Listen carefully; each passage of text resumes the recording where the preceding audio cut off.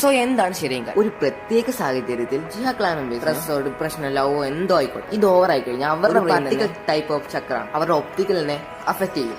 The mirror V I എന്ന് പറഞ്ഞ കണ്ടീഷനിലേക്ക് കൊണ്ടുവരും, അഥവാ ഡിഷറിംഗ്. ഇയാളുടെ ബേസിക് പവർ എന്താണെന്ന് ചോദിച്ചാൽ എന്റെ ഒപ്പോണൻസിന്റെ ഒക്കെ മൂവ്മെന്റ് കോപ്പി ചെയ്യാൻ അവേക്കൺ ആയി കഴിഞ്ഞാൽ വൺ ടൊമാറ്റിൽ നിൽക്കുന്നു. പക്ഷെ ബേസിക് കാര്യങ്ങളായ ആൻസിറ്റി, ആങ്കർ, ഹെയ്റ്റ് ഒക്കെ കൂടി കഴിഞ്ഞാൽ ഇത് 2 ടൊമയിലും 3 ടൊമയിലും നിൽക്കുന്നു. അപ്പൊ പ്രൈമർ ആയിട്ട് പറഞ്ഞു കഴിഞ്ഞാൽ ഷെറിംഗാന് ഈ 3 സ്റ്റേജസ് ആണുള്ളത്.